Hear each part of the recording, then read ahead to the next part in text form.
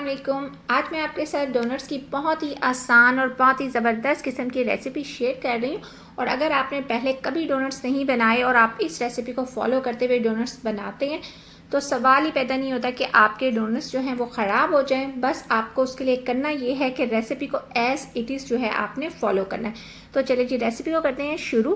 تو اس ریسیپی کو بنانے کے لیے سب سے پہلے آپ نے لے لینا ہے ہاف کپ دودھ، جو کہ 120 ml بنتا ہے۔ میں آپ کو گرامز اور کپس دونوں میں ساری میجرمنٹس بتا دوں گی تاکہ آپ کی ریسیپی بالکل بھی خراب نہ ہو۔ پھر آپ نے اس میں ڈال دینا ہے انسٹنٹ ایسٹ، جو کہ ہے 4 گرامز یعنی 1 ٹی اسپون، اور یہ انسٹنٹ ایسٹ ہے، آپ اس کو ڈائریکٹ بھی ڈال سکتے ہیں، لیکن میں اس کو 10 منٹ کا ریسٹ دوں گی اور اس کے بعد جو ہے میں اس کو جو ہے باقی چیزیں اس میں ایڈ کروں گی۔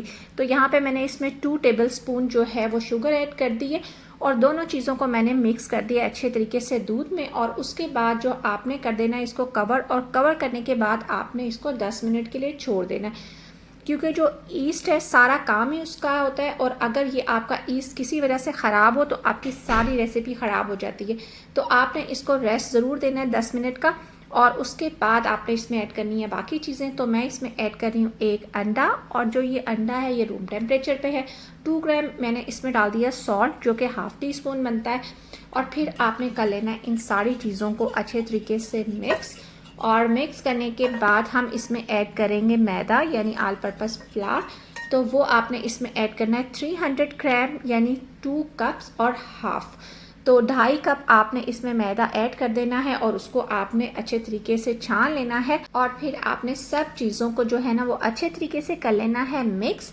اور جب آپ اسے مکس کریں گے تو آپ کی بہت ہی جو ہے نا اسٹکی سی ڈو بن کے ریڈی ہو جائے گی۔ تو بس جب اس طریقے سے ڈو آپ کی بن جائے تو آپ نے گھبرانا بالکل نہیں ہے، یہ کافی اسٹکی ہوگی، لیکن آپ نے جو ہے اس میں کوئی بھی چیز اور اس میں بالکل آپ نے ایڈ نہیں کرنی، بس آپ نے اس کو ایز اٹ از جو ہے وہ ٹرانسفر کر لینا ہے اپنے چاپنگ بورڈ پہ، یا پھر آپ اپنے کاؤنٹر ٹاپ پہ اس کو جو ہے وہ ٹرانسفر کر لیں، اور پھر آپ نے اس میں ڈال دینا ہے 2 ٹیبل اسپون یعنی 30 گرام جو ہے میلٹڈ بٹر، اور پھر آپ نے جو ہے نا اس کو اچھے طریقے سے جو آپ کا ہتھیلی والا حصہ ہوتا ہے نا اس سے آپ نے اس کو اسٹریچ کرنا ہے۔ آپ نے اس کو گوندنا نہیں ہے، آپ نے اس کی اسٹریچنگ کرنی ہے اچھے طریقے سے۔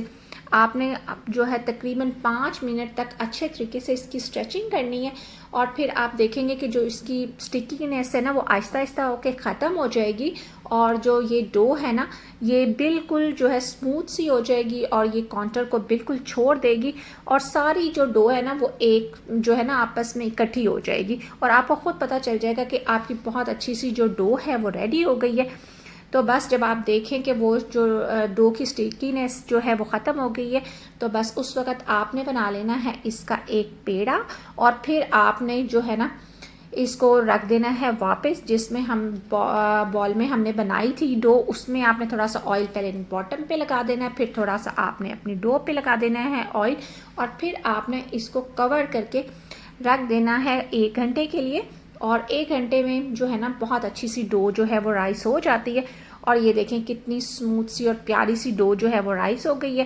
تو بس اب آپ نے اس کی جو ایئر ہے وہ آپ نے نکال دینی ہے، اور اس کو آپ نے واپس جو ہے وہ ٹرانسفر کر دینا ہے اپنے کاؤنٹر ٹاپ پہ، اور پھر آپ نے جو ہے اس کو دوبارہ پیڑے کی طرح جو ہے وہ بنا لینا ہے، اور اس کے بعد آپ نے اس کو جو ہے چاہیں تو آپ ہاتھوں کی مدد سے آپ اس کو پھیلا لیں، یا پھر آپ جو ہے تھوڑا سا میدا جو ڈسٹ کریں اس پہ، اور پھر جو ہے نا آپ نے روٹی کی طرح اس کو بیل لینا ہے، لیکن آپ نے روٹی کی طرح اسے بہت باریک نہیں بیلنا، آپ نے اس کی تھکنس رکھنی ہے 1/2 انچ کے قریب۔ تو بس اس طریقے سے آپ نے پھر روٹی بیلنے کے بعد آپ نے اس کو کٹ کر لینا ہے۔ اگر آپ کے پاس ڈونٹ کٹر ہے تو اوکے، نہیں تو آپ کسی بھی بوٹل کا ڈھکن لے لیں، بس آپ نے ایسا ڈھکن لینا ہے جس کے جو ایجز ہیں نا وہ تھوڑے شارپ ہو۔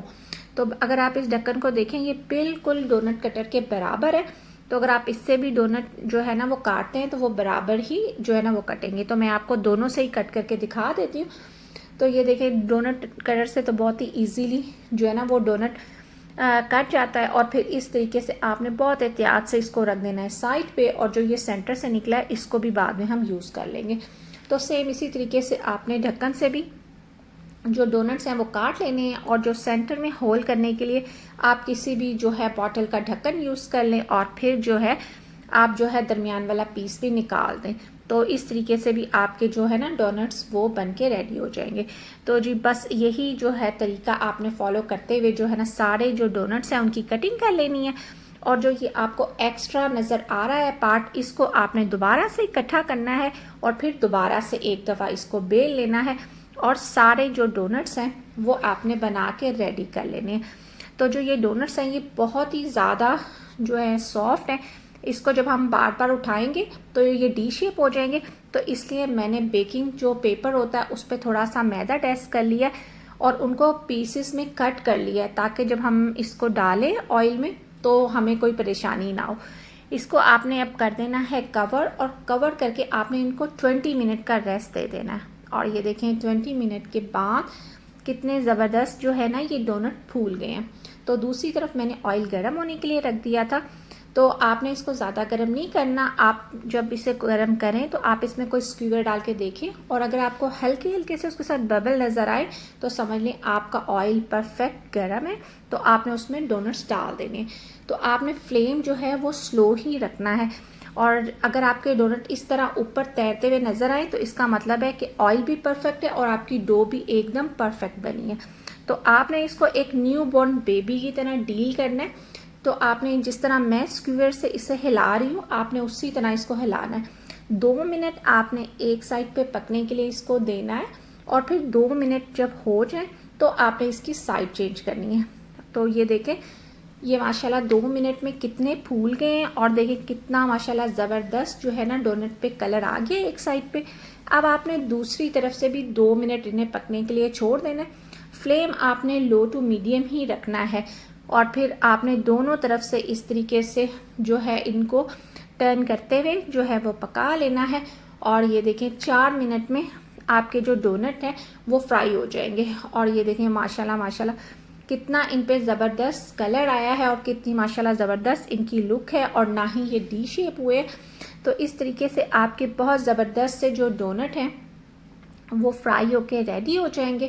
بس آپ چاہیں تو آپ اس کو ایز اٹ از جو ہے وہ کھا سکتے ہیں، اور اگر آپ چاہیں تو جیسے آپ کو اچھا لگے آپ اس کو ڈیکور بھی کر سکتے ہیں. تو بس اسی طریقے سے آپ باقی سارے جو ڈونٹس ہیں ان کو بھی آپ نے اسی طریقے سے فرائی کر لینا ہے.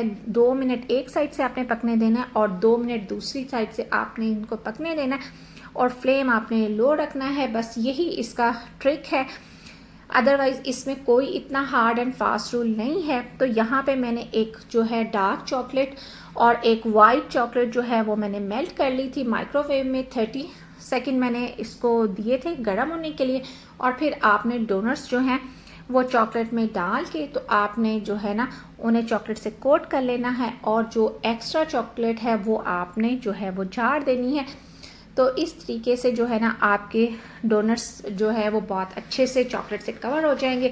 اوپر اگر آپ سپرنکل لگانا چاہتے ہیں تو آپ لگا لیں، یا پھر آپ اس کو ایز اٹ از بھی کھا سکتے ہیں. تو میں نے تو یہاں پہ سپرنکلس لگانے کے بعد باقی سارے ڈونٹس جو ہیں وہ اپنے بچوں کو دے دیے تھے، اور میرے بچوں نے اپنی پسند سے جو کچھ ان کو پسند تھا انہوں نے اسے گارنش کر لیا. تو آپ بھی یہ کام اپنے بچوں کو دے دیں، اور بچے جو ہے نا یہ کام بہت شوق سے کرتے ہیں. تو آپ یہ دیکھیں تو اس طریقے سے جو سارے ڈونٹس ہیں وہ ہم نے گارنش کر لیے ہیں، اور اس کے بعد ہم نے اس کو ٹائم دے دیا ٹھنڈا ہونے کا. آپ اس کو ایٹ لیسٹ جو ہے نا 20 منٹ جو ہے ایز اٹ از پڑے رہنے دیں، اور اس کے بعد جو یہ ڈونٹس ہیں یہ بہت اچھے سے سیٹ ہو جائیں گے.